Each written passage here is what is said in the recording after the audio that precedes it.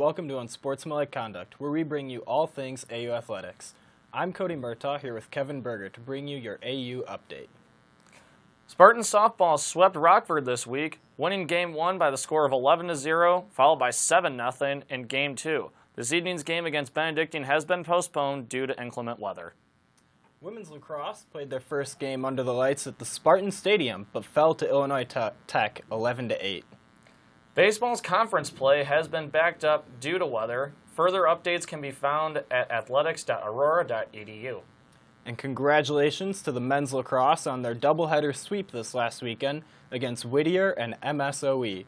We'll be back after this short break.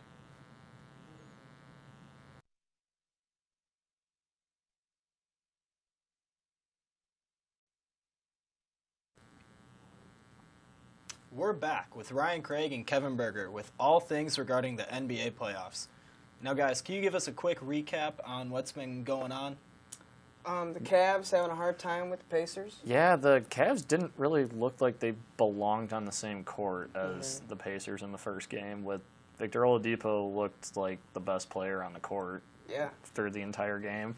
Then also Houston, there was Houston who barely beat barely beat Minnesota. That was a pretty tight game. Karl Anthony Towns only scored 8 points in that game, too. But that's the first game. That's the first game. So, true. I mean, there's a lot of games to go. Obviously, we just had the first two games. A lot of teams have to go. We have games tonight with the Cavs and Pacers again. We'll see if LeBron actually steps up in this one. Is interested in playing, because it didn't look like he was interested in playing in the first one. Then also Oklahoma City's playing their game, too. Oh, yeah. And I'm all about Oklahoma City. I'm a big Carmelo Anthony fan, so I don't know how far they're going to really get into the playoffs, but I got hopes for them. Yeah. So well, let's go back a little bit, back to the Cavs. You were saying they look like they didn't belong in that first game. What was going on there? I mean, why are they playing so bad? They've been to the national championship however many years in a row with LeBron. What kind of has been their struggles for them so far? You can go first. I think it was the chemistry. I think the Pacers do have a really good defense. That every single time they're in the playoffs, it seems like that's the way that they go, and it's getting to the Cavs' head, which makes it interesting for the furthermore, down the road, who we're going to see in the playoffs. Because usually we've seen the Cavs and the Warriors these last couple of years, so it really gets a lot of people questioning what's next.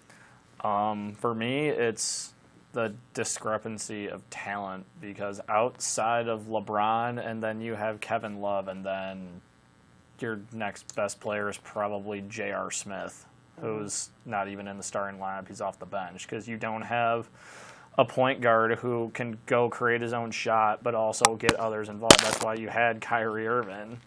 And that's why you traded for Isaiah Thomas. So you had that scoring and assist option. But since they traded him, they don't really have that anymore. I mean, what do you think? LeBron's arguably the best player in the NBA. So what do you guys think about him being able, can he do it again this year? Can he take him not only past the first round but to the NBA championship and then from there? I don't think he's got enough. He doesn't have enough firepower on his team. He doesn't. And they keep, them getting rid of Kyrie Irving and Isaiah Thomas. I was a big Isaiah Thomas fan, so to see him gone as well. They also got rid of Iman Shumpert as well. Right. So their team is there's a lot of people that are gone, and that's really affecting them down the road. How they every single year they would usually have a very good roster. This year, LeBron's kind of alone. Kevin even stated, he's got Kevin Love. That's about it. Yeah. And the worst part is that then there's the players that they do have, they're not performing the way they should. LeBron James went out and got Tristan Thompson a max contract, and in Game 1 of the first round of the playoffs, Tristan Thompson played 1 minute and had 1 rebound. You're paying $75 million to a guy who's barely even able to scrape off the bench. Oh.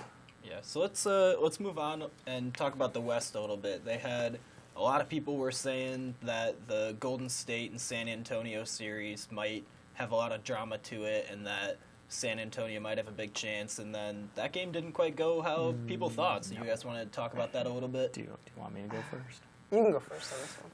So the big thing with San Antonio is that they're missing their best player. They've had they have been missing their best player the whole season. Kawhi Leonard has essentially been nowhere to be found. He hasn't been seen with the team in almost a month.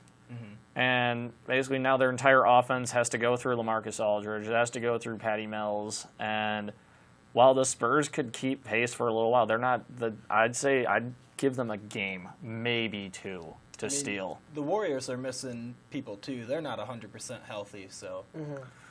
But they're so stacked. That's what the Warriors are really going to fall back on. They have so many, all-star players. And the thing that the Spurs are really getting against, like Kevin stated, Kawhi Leonard's out, and he is arguably the best defensive player in the league. Yeah. So for them not to have him and to go against the best offense team, it's hard to overcome that mountain. And then the West itself, it's not even just Golden State either. That team down in Houston looks. I think they're the team to beat in the West because James Harden is going to win the MVP this year. If he doesn't win the MVP this year, then I honestly don't really know what else the man could do unless he grew to be the size of Anthony Davis and still did what he did and still doing what he's doing. Or if he changed his name to LeBron James, maybe then he'll get MVP. Maybe, possibly. Yeah. But going back to Kawhi, there's been a lot of drama between him and Coach Popovich. Do you guys think anything will result from that? Will that affect their play? Will he still be on the team next year? Where will Kawhi be next year? You could argue that Greg Popovich is a jerk. And it might be coming out a little bit too much when it comes to his players with Kawhi. And I'm not saying, this has been an issue with his team, his roster from the previous years, because he's, one of the greatest coaches of all time. So I think Kawhi as a player and probably as a person isn't really matching his coach's personality. Well, to argue Ryan's point about Greg Popovich being a jerk, it's not his job to try to coach someone who's not available to play. If Kawhi Leonard's not going to make himself available to play, then his job is to coach the guys that are available to play. And as far as where Kawhi's going to be, he's a free agent after this season. He's a free agent. And if he really wanted to stay in San Antonio, he probably would have already signed a contract extension by now. So if that doesn't say that I'm on my way out, I don't know what does. Right. So to wrap it up real quick then, what do you guys think? Who will win the championship this year? Want to go first? I can't bet against the Rockets and how they played this year, so I'm going to say it's the Houston Rockets. All right, Ryan? Okay. As much as I want to go the Boston Celtics, I don't think that they have it yet this year. Nope. I think next year they probably are going to be the runner-up or the champions. But it's going to be the Warriors. I mean, you can't. It's back to back to back. They're always going to be the best team. So. Yeah, I would have to agree with that. If my 2 cents counts for anything, I would say Golden State as well. Yeah. Well, that's all the time that we have here today on Unsportsmanlike Conduct.